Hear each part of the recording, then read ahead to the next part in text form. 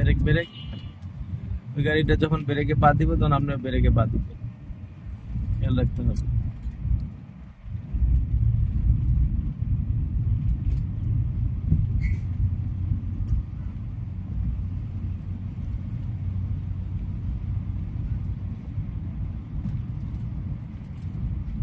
Break খেয়াল রাখতে হবে। ওভারটেক করতে চাইলে ডাইনে আগে পিছনে দেখতে হবে, তারপর সামনে দেখতে হবে আপনাকে কেউ ওভারটেক করে কিনা। এইটা স্লো করছে, খেয়াল করতে হবে।